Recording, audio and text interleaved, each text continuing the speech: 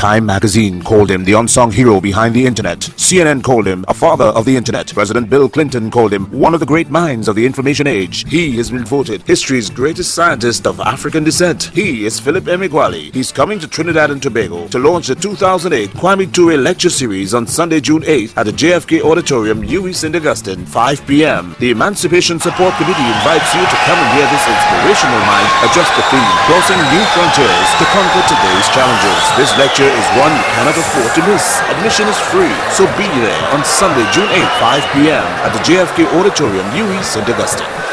Thank you. Thank you. Thank you very much. I'm Philip Emeagwali.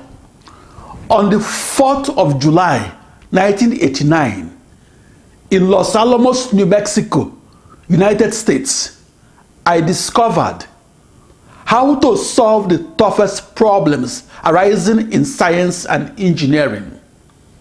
I discovered how to solve grand challenge problems and how to solve them by dividing them into 1 million smaller problems.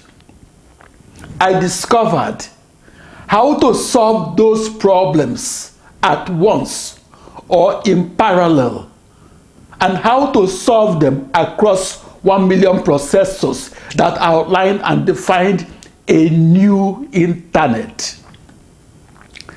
That discovery, called practical parallel supercomputing, was my physical realization of a hypothesis that was published as science fiction back on February 1, 1922. That science fiction was published as 64,000 humans working together as one, and doing so to solve the complex partial differential equations of calculus that in turn must be solved because their solutions were the preconditions to mathematically forecasting the weather for the whole earth. I was in the news headlines shortly after my discovery that occurred on the 4th of July, 1989. I was in the news headlines because I was the first person to figure out how to solve that grand challenge problem of weather forecasting, and for figuring out how to solve the problem across a new internet that is a new global network of 64 binary thousand processors that encircled a globe in the 16th dimension and encircled that globe in the manner the internet encircled the earth. Parallel processing is vital to the supercomputer that must solve up to 1 million problems at once or in parallel. It took a decade for my discovery of parallel processing to eventually reach the ears of the Supercomputer Committee that awarded me the top prize in the field of supercomputing. Prior to winning that top prize, I studied physics and calculus, and I did so full-time for 20 years. Calculus and large-scale algebra are at the granite core of extreme-scale computational physics that, in turn, is the testbed for never-before-seen supercomputers. My contributions to mathematics made the news headlines in 1989 because I discovered how to reformulate the tridiagonal system of equations arising in large-scale computational physics, such as the highest, the most fine-grained, and the most extreme-scaled petroleum reservoir simulations of the oil fields of the Niger Delta region of southeastern Nigeria. I was in the news because I returned to first principles, or the laws of physics. From the laws of physics, I reformulated the grand challenge problem of computational physics. I achieved that by inventing a diagonal system of governing equations of algebra that replaced the otherwise tridiagonal system that must be solved sequentially instead of solved in parallel and across millions upon millions of commodity off-the-shelf processors. I set up the largest system of equations of algebra, and I did so in the context of discovering and recovering otherwise elusive crude oil and natural gas. I was in the news headlines because I used the oil field as my test bed and used it to prove for the first time ever that the parallel supercomputer is faster than the sequential supercomputer. Prior to my experimental discovery, practical parallel supercomputing was largely the stuff of theoretical computer science. In my world of the parallel supercomputer, July 4, 1989 was a red letter day. My parallel processing experiment made the news headlines because it was a game changer for the field of supercomputing.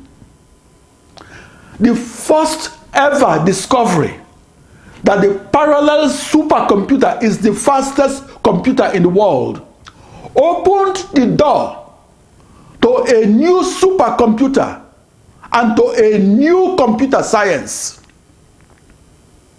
In my new way of parallel processing, the modern computer will not be a computer per se, but will be billions upon billions of interconnected processors and email pathways by which the processors communicate and work together to solve grand challenge problems arising in science, engineering, and medicine.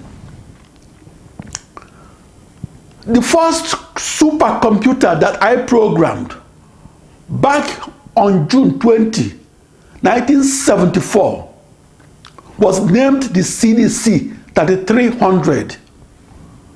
That supercomputer was front-ended by the PDP-8 computer. I programmed that supercomputer to solve a system of equations of algebra. That supercomputer was manufactured in December 1965. In March 1967, that supercomputer was upgraded to CDC 3500. That supercomputer was at 1800 Southwest Campus Way, Corvallis, Oregon, United States. That supercomputer ran a Corvallis-grown operating system called OS3, an acronym for Oregon State Open Shop Operating System. In Corvallis, Oregon, and from the 1960s to June 1977, I was one of the up to 8 programmers that could simultaneously log into the CDC 3300. In Oregon and in 1974 and onwards, I took computer courses. I also learned about computers from a 20 half-hour videotaped series that were recorded back in October 1971. I also studied the 140-page computer manual that came along with the videotaped series. Oregon was one of the whitest states in the United States. Oregon had always attracted white separatist groups who advocated for the reinstatement of laws similar to the infamous Oregon Lash Law of 1844.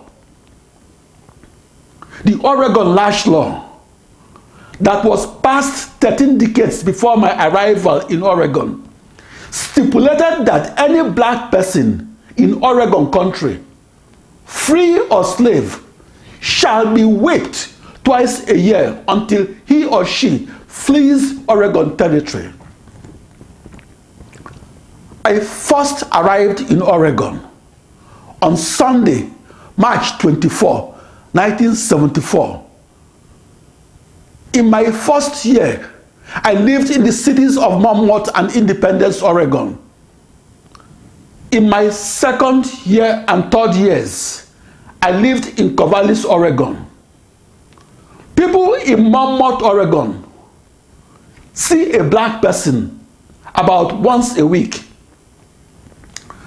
The first two cities in Oregon that I lived in had no black couple.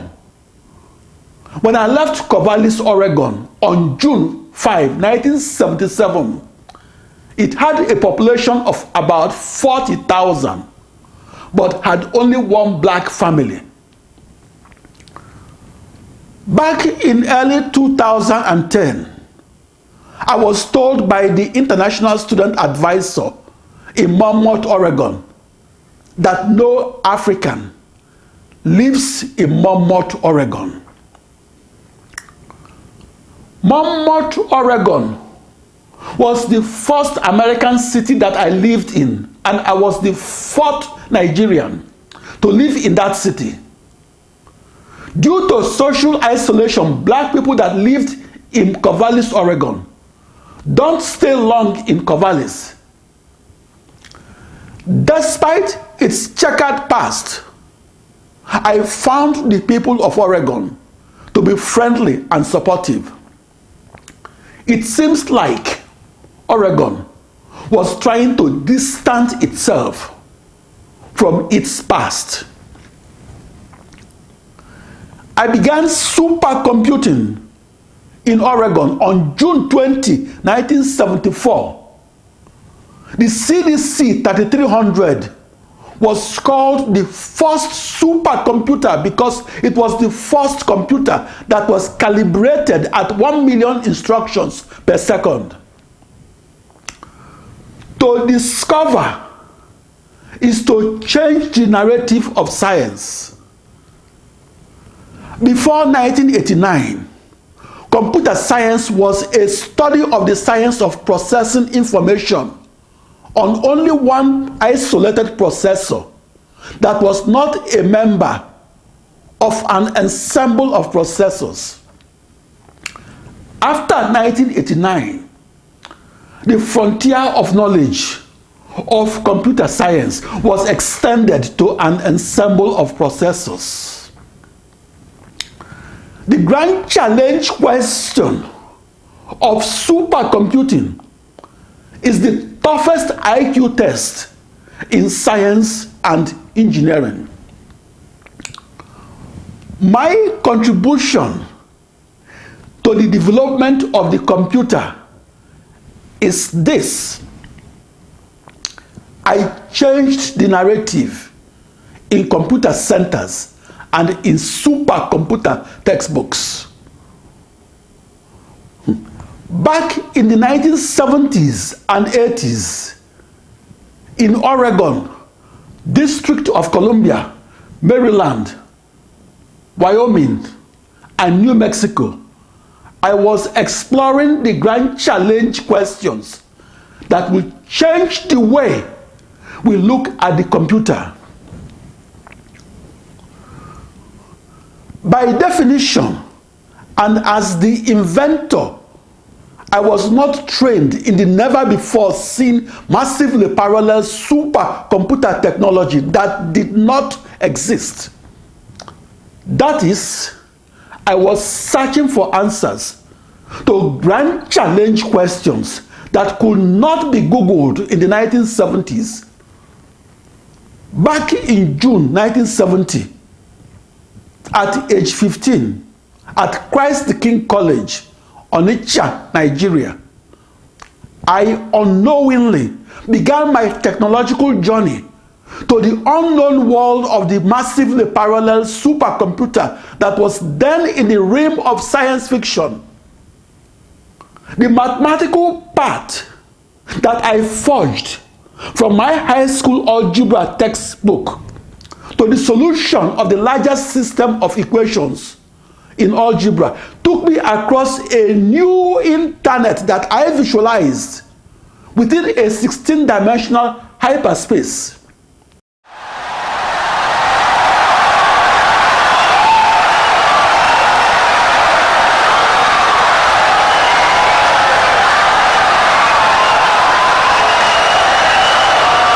Insightful and brilliant lecture.